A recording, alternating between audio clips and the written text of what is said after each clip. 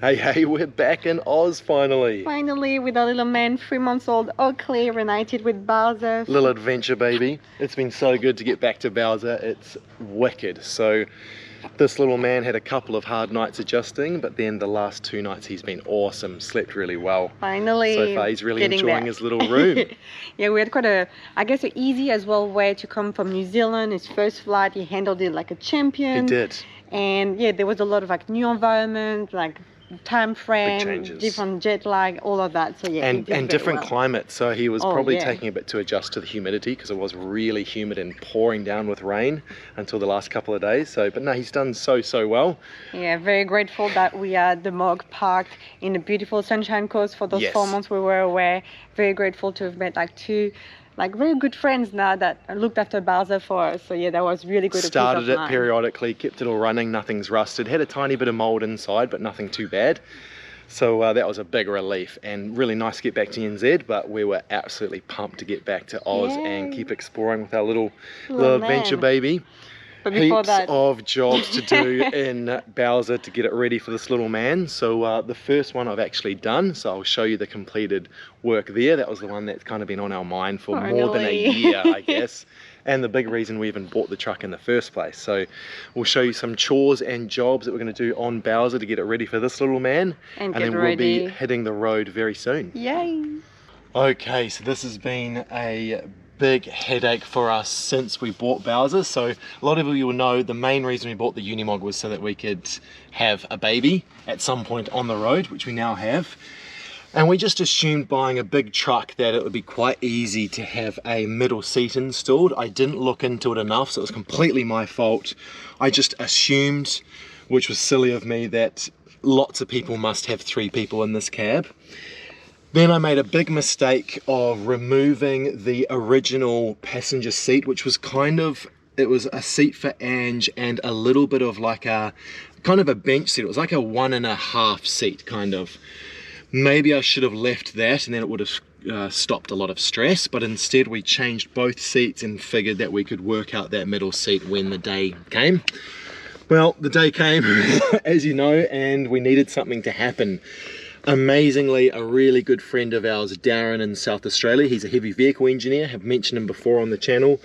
He stepped up to the plate amazingly for us and built us this incredible seat base that he custom made that fits absolutely perfect. It's super safe, absolute mission to install. I did that over the course of a couple of days in between big rainstorms here, but got it in, fits amazingly well, and made sure online that we found a seat that was not only really safe for Oakley but also had a really small base and wasn't too tall. So this will last him until he's 4 years old, which for now is absolutely fine, and then we can look into getting a taller one and making it work. At least that way the seat will be turned around and he'll be forward facing by that stage.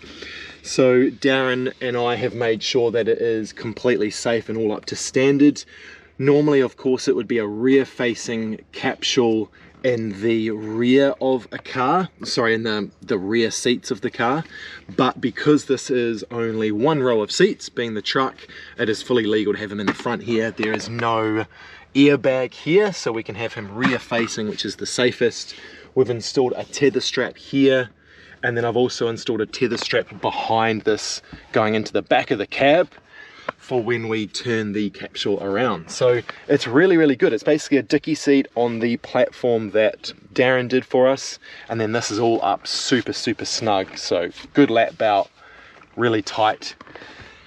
And they've also done a few quality of life improvements. Ange, you'll see, has got a little fan over there. Oakley's got a fan. We'll also give him a little mirror so that he can watch outside. And I'll probably get a fan in this corner as well, so that'll be our air conditioning plus the gun hatch. Still 0 room for aircon at this stage, so we'll just deal with it. Hopefully it'll be fine. At least being rear facing, Oakley's not going to get a ton of sun in his face, so that'll be good. But yeah, we are absolutely wrapped. Mission of a job, but well worth it. And we're good to go. I've got the tiniest amount of space here, but it does give me full throw in first and second gear. I can still get to my forward reverse levers. Everything is really good. So yeah, stoked. So one of the things that have to happen is on this passenger seat base, Darren made a bracket that shifted the entire seat closer towards the door here. So Ange has still got room, but we have removed the 2 armrests on her seat, which she wasn't actually using anyway. And that enabled us to get some more space for that middle seat. So it was a proper procedure, but we're all done and dusted. Darren even went to the extent of making a lockable drawer on that seat base in the middle, so we can put, you know, wallets, valuables, maps, things like that. So yeah, really good. It's been a big upgrade to Bowser. So another quality of life improvement I'm going to install today are these 2 Sirocco 2 fans by Caframo. So they're a Canadian made fan that are ultra quiet. They are quite popular in the caravan community and in the yacht community. They've got 4 timer settings that we can select on the fan, and they have 3 speed settings, and again it's a nice quiet motor which kind of drew us to these as well. They spin 360 degrees, and I'm going to install one here for Ange and I on the sofa and in bed. So one will be here on the ceiling and another one will be around in the baby bed. So I'll get to installing this one first, and then I'll install the other one, and then we can show you kind of the little nursery once this is complete. Alright, come check out the new fan. Let's see what that does though. You got a little bit of spew on your chest? Mum life. Alright, let's see. Check it out. Oh, that's so cool. Oh yeah. It's such a nice design. It is I love cool. It. Well done. And then can turn it all around. It's really good. Wow. Well done. So there, and then we can go timer. Oh yeah, and it's got LEDs underneath. There's 12 hours. Hey! Yeah, it's gonna be so good. It's gonna be so hot. No more Makita fan. It'll be especially good when we're in bed at night time, because sometimes it gets so hot and we just love just a little bit of airflow, so that will be really good. We've been using the Makita, but you have to hang it off and it's really heavy and you got to change the batteries, so this is really low power draw, which is nice. We did get the aircon all back up and running. It was just a fuse which was suspected, so fuse got replaced, and then now it's been cranking it and it's been absolutely fine. But this is obviously ridiculously low power draw in comparison, so if we want to just have some airflow coming in and get a little bit cooler, we'll just use the fan, not the aircon. Yay. Alright, so Chris is weighing up the second fan inside, so Oakley and I are just giving him a little bit more space inside and getting outside so he can get that job done. And Oakley is sitting in his favorite camp chair. Do you? You love your little camp chair. Was a great idea, a great gift from my mom, so thanks again Mom to get that for him, because he absolutely loves it, and it's so handy so that we can sit next to him. He loves sitting upright like that, not so much of a fan of lying down for too long. So yeah, that's a great little addition to our camping setup. We've got as well a few more additions for him. This is what we bought recently. Not too sure yet how it's gonna go, but yeah, we'll give it a crack in the ocean or as well in the boat. And speaking of boats, we've got a little infant life jacket as well. So we're trying to get, I guess, ready as much as possible for all the outdoors adventures that we want to take Oakley with us. We've got the baby carrier as well to do the walk.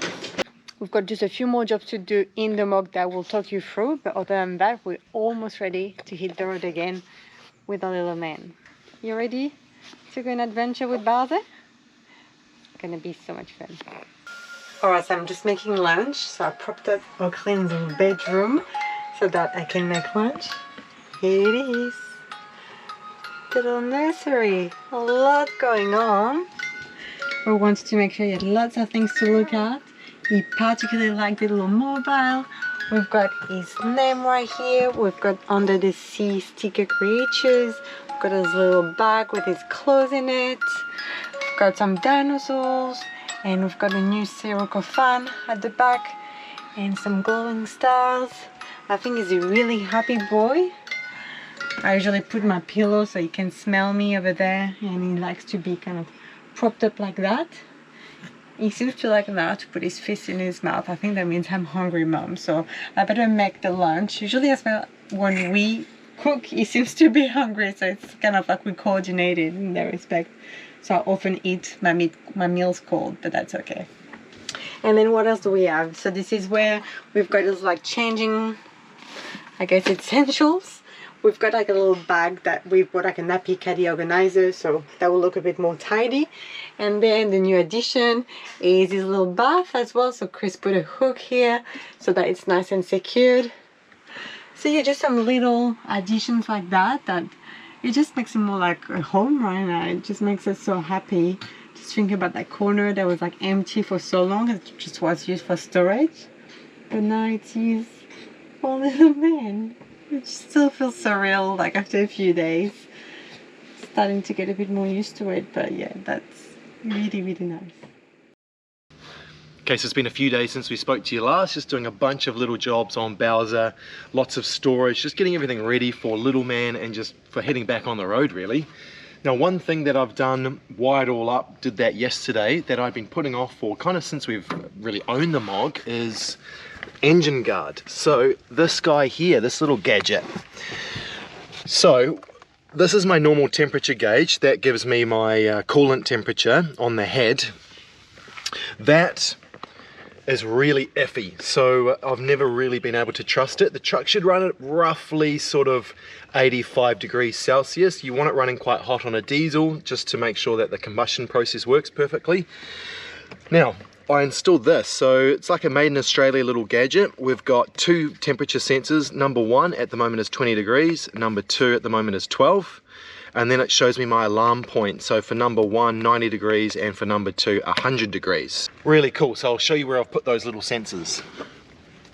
So the first one I've put right on the thermostat housing here. So here's that gauge number one.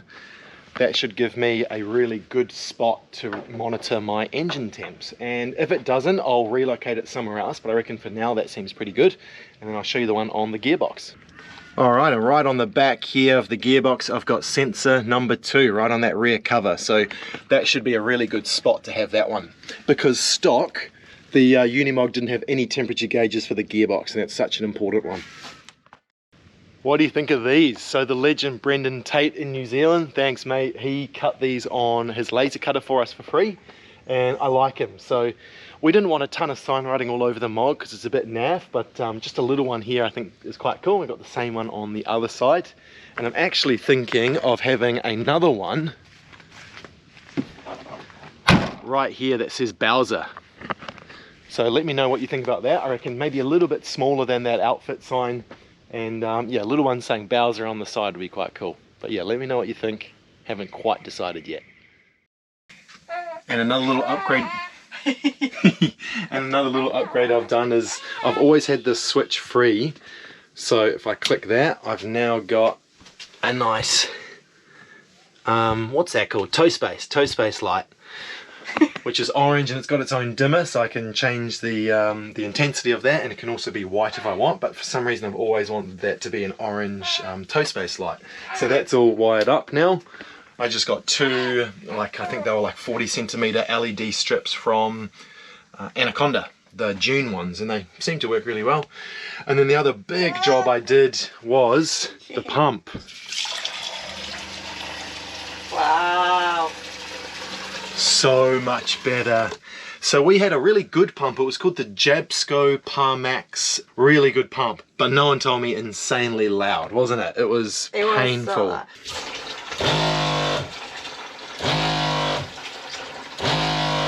we dealt with it for like a year. We're like, it's okay, like, you know, it's not a biggie. But the first night we had like Oakley in a camper and we used the pump, we're like, that's gonna wake him up every time. We need to change it. So that was a good excuse, yeah.